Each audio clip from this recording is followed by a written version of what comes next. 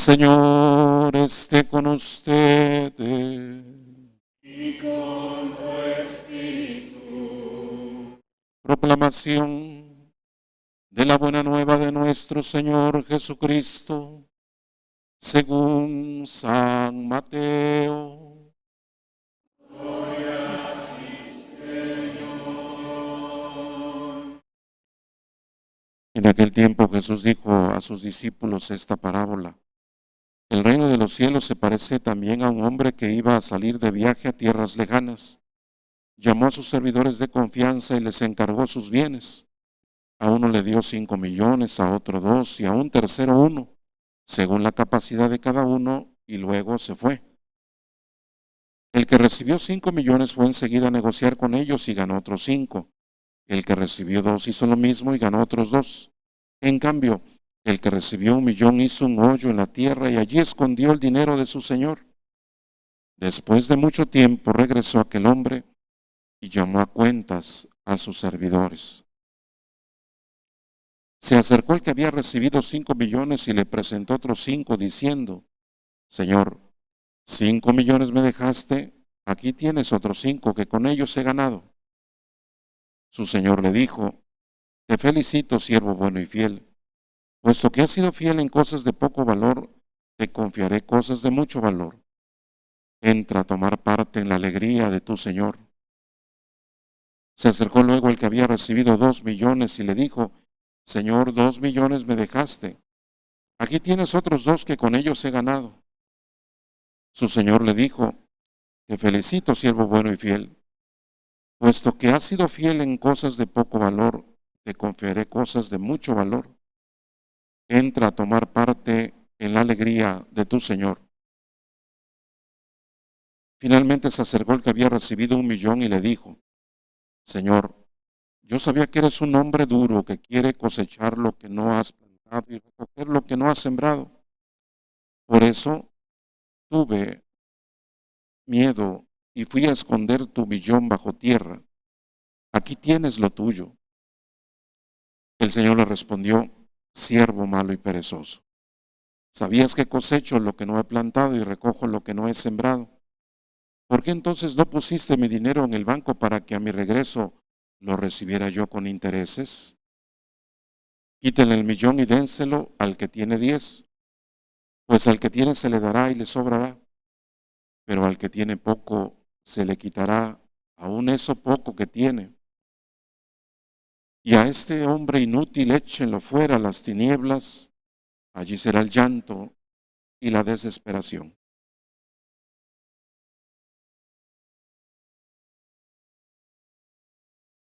Palabra del Señor. Gloria a ti, Señor Jesús.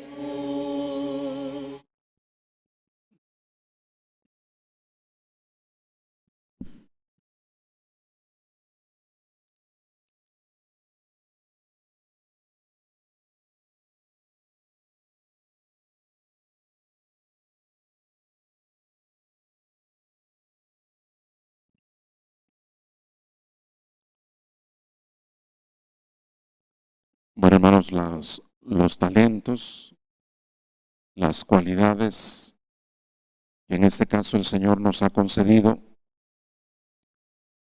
no se refieren solamente a cosas piadosas, a cosas que tengan que ver únicamente con la bondad y con la mansedumbre personal. Eso ya sería mucho pedir, ¿verdad?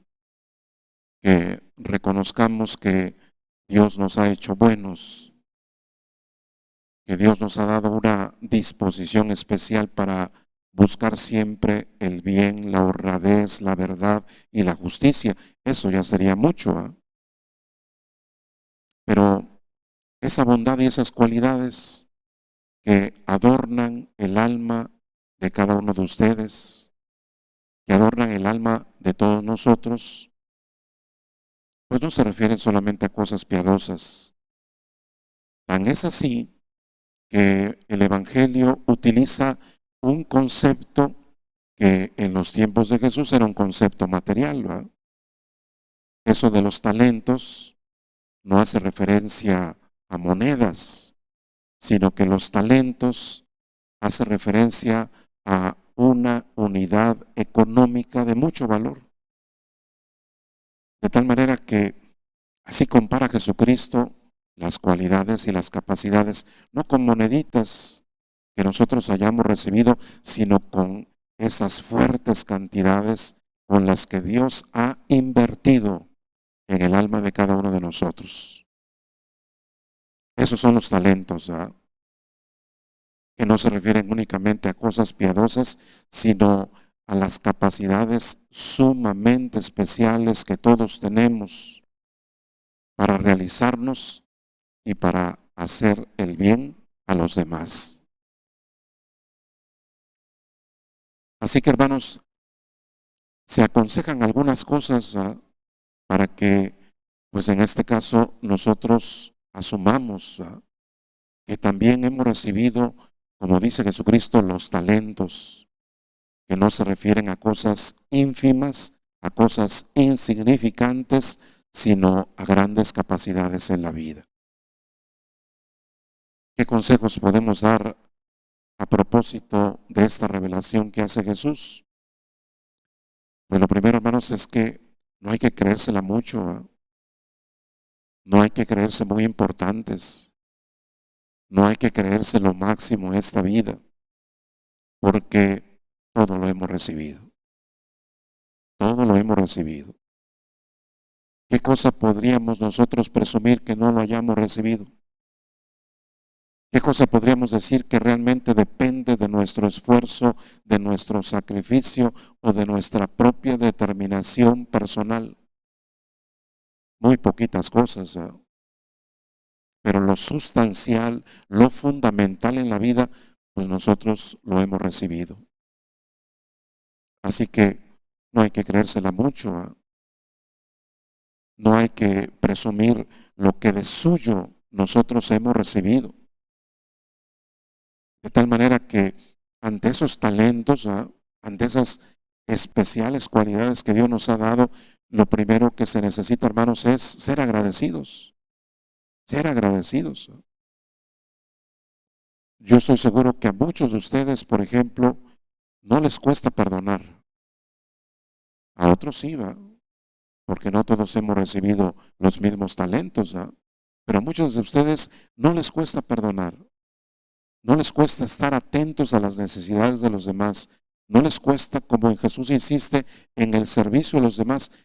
Esos son los talentos, las cualidades que vienen acompañando nuestra propia existencia y que nosotros tenemos que agradecerle a Dios.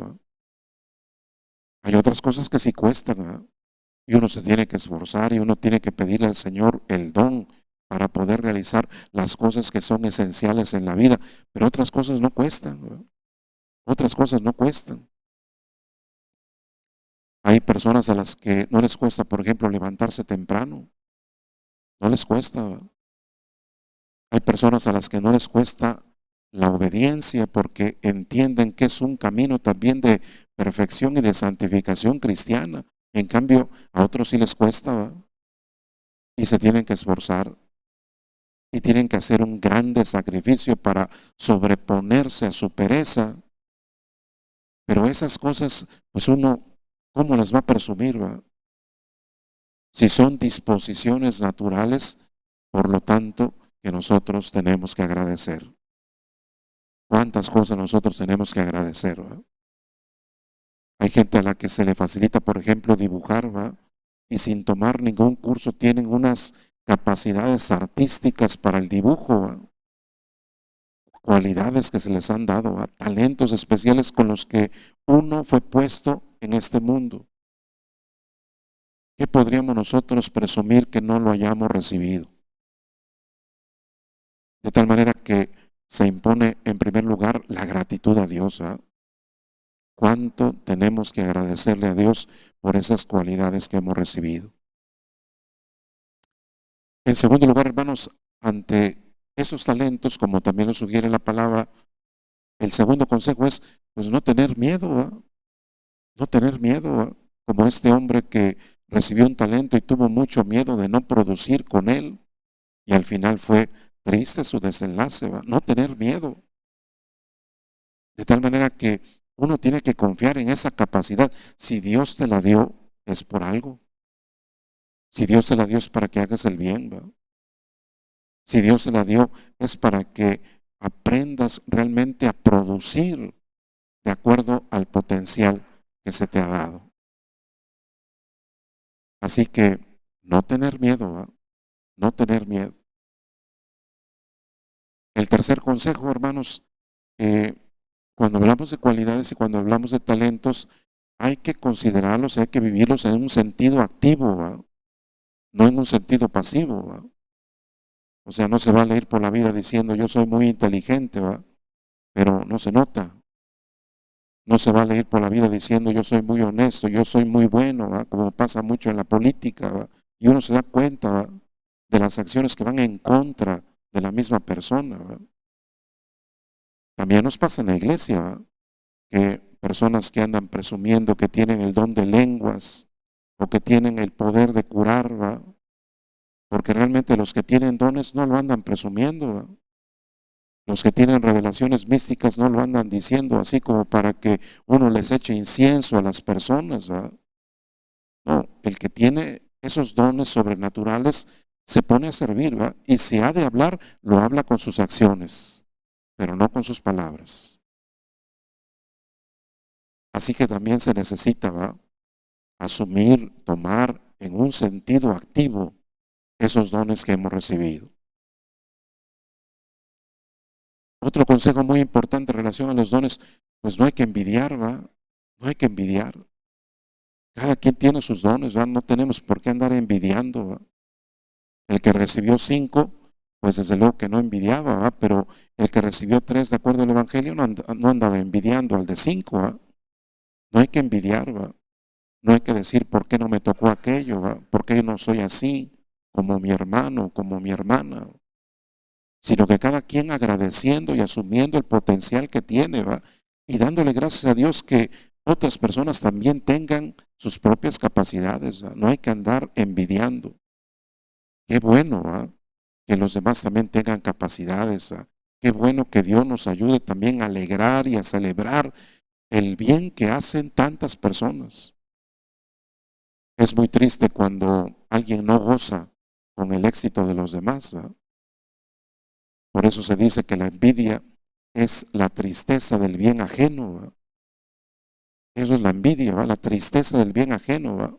Vemos que hace alguien el bien y uno siente envidia, ¿va? Porque es la tristeza del bien ajeno. Así que no se trata de envidiar, se trata de reconocer que Dios repartió a todos de acuerdo a su divina providencia.